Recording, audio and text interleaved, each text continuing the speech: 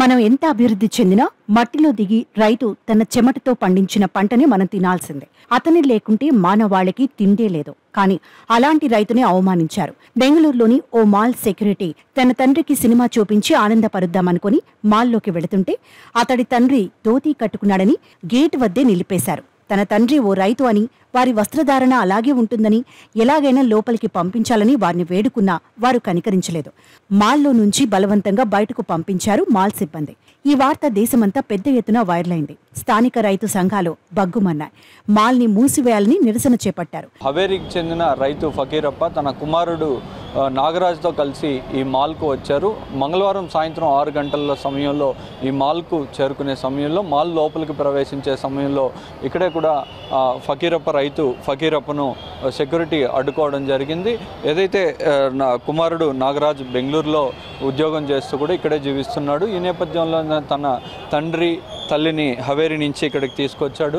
ఇక్కడికి తీసుకొచ్చిన నేపథ్యంలోనే వారికి సినిమా చూపించేందుకు కూడా ఇదే మాల్లో, ఏదైతే మాగాడి రోడ్లో ఉందో మాగాడి రోడ్లో గల జీటీ మాల్లో, ఈ మాల్లోనే సినిమా థియేటర్లు కూడా ఉన్నాయి.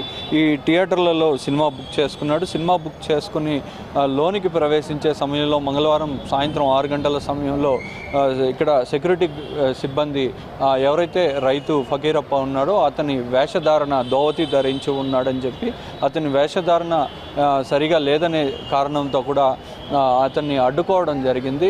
అడ్డుకున్న సమయంలో కుమారుడు నాగరాజు చాలాసేపు ఇక్కడ సెక్యూరిటీ సిబ్బందిని రిక్వెస్ట్ చేయడం జరిగింది. ఎంత రిక్వెస్ట్ చేసినా కానీ ఫకీరప్పను లోపలికి అనుమతించకుండా అతన్ని అవమానానికి గురి చేసి వెలుపలికి పంపేశారు. ఇదే సమయంలో అక్కడే ఉన్న పలువురు వీడియో కూడా రికార్డ్ చేయడం జరిగింది.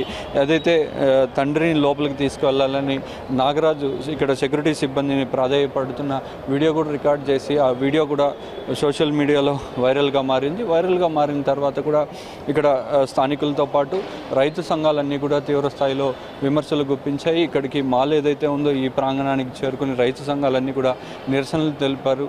నిరసనలు తెలిపిన నేపథ్యంలో కూడా మొత్తం కూడా ఇక్కడ స్థానికులు కానీ సోషల్ మీడియా వేదిక కానీ కూడా ఈ మాల్ యాజమాన్యంపై, రైతును అడ్డుకున్న తీరుపై కూడా తీవ్ర స్థాయిలో విమర్శలు వ్యక్తమైపోయి శాసనసభ సమావేశాలు జరుగుతుండడంతో శాసనసభ సమావేశాల్లో కూడా ఇదే విషయమై చర్చకు రావడంతో దీని మీద బీబీఎంపీ అధికారులు చర్యలు కూడా ఉపక్రమించారు.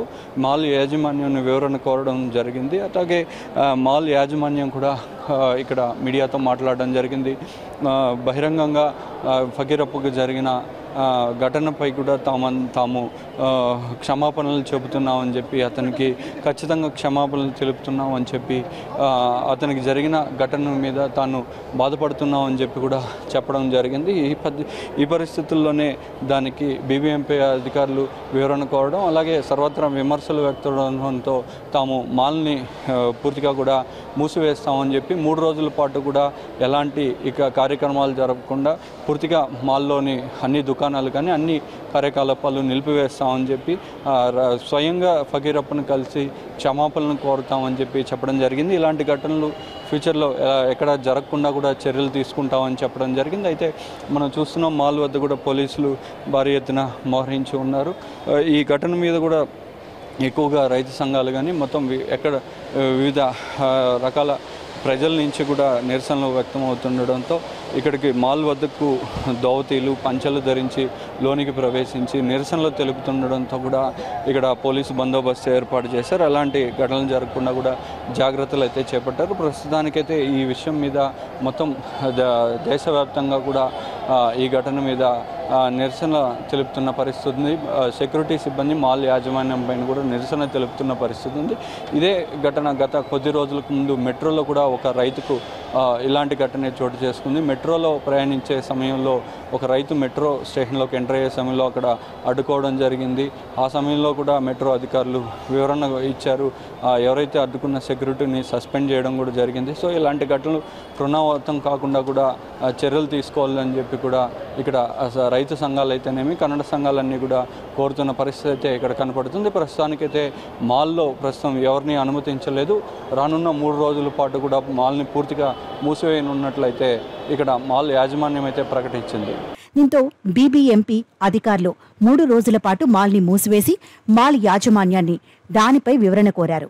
బీబీఎంపీ అధికారులు జీటీ మాల్ని 3 రోజుల పాటు మూసివేస్తూ వివరణ కోరిన నేపథ్యంలో మాల్ యాజమాన్యం స్పందించింది. రైతు ఫకీరప్పను క్షమాపణలు కోరింది. ఇలాంటి సంఘటనలో మళ్లీ జరగనివ్వమని మాల్ యజమాని హామీ ఇచ్చారు. Verbally, we have communicated to them, stating that no, there is no such instances happening there. This is one of an incident which is very regrettable what has happened. I have communicated the same thing. They asked the same thing to be given in writing in my letterhead, which I have told them within another few hours I will be giving it to them. Sir, have you got in touch with Fakirappa and seeking apology? My father has already spoken to him on phone. We have not spoken to him directly. I am getting in touch with them next in a few hours. And I'll speak to him, I'll see to that wherever he is or whether he can come. Since the incident that happened in the mall, I want him to apologize inside the mall itself. I'll see according to his convenience, I'll see where I can meet.